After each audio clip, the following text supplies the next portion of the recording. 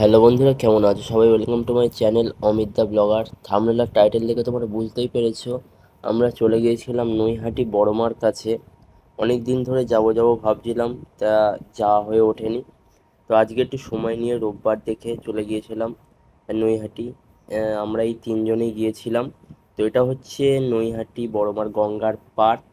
তো তারপরে গঙ্গা থেকে হাত পা ধুয়ে আমরা চলে গিয়েছিলাম বড়মার তিলক কাটতে। তিলক টিলক কেটে নিলাম। নেওয়ার পর এইবারে যাব ডালা নিতে। তো এখানে দুরকম ডালা পাওয়া যায় এবং অনেক দোকান আছে, 50 টাকা 100 টাকা। আমরা নিয়েছিলাম 100 টাকার ডালা। তো ডালা নেওয়ার পরে এখন লাইনটা দেখো বন্ধুরা, কতটা লাইন। আমরা গিয়েছিলাম সেকেন্ড ট্রেনে। তো 7টা, 6:30, 7টার মধ্যে আমরা পৌঁছে গিয়েছিলাম, তাও এত লাইন। লাইন শেষ হয় না। তো ডালা নিয়ে আমরা চলে গিয়েছিলাম লাইনের দিকে। এই হচ্ছে আমাদের ডালা। তো লাইন দেওয়ার পরে আমরা বড়মার মন্দিরের ভেতরে ঢুকলাম। এখনও বড়মার মুখ আমরা দেখতে পাইনি। মন্দিরের ভেতরেও লাইন সিস্টেম করা আছে ব্যারিকেড দিয়ে।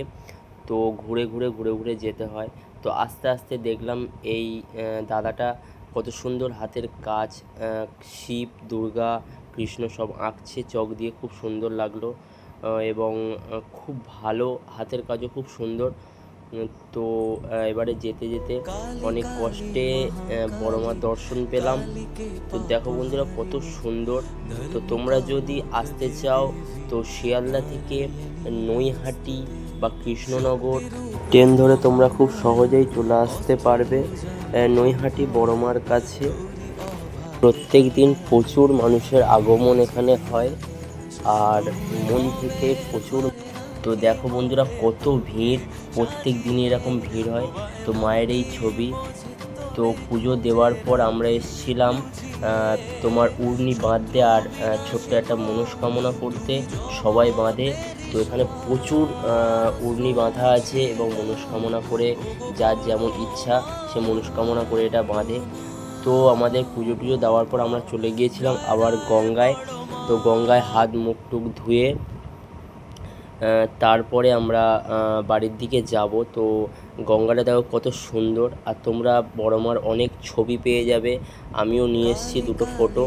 সামনের যে সাদা ফ্রেমের যে মায়ের ফেসটা দেখা যাচ্ছে ওটাই নিয়েছি দুটো। তারপরে দেখো বড়মার মন্দির, যেখানে লেখা আছে ধর্ম যার যার, বড়মা সবার।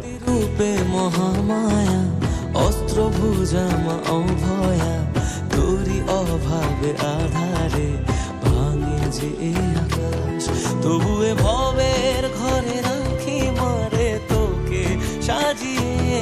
বোবা এমন কি বোঝে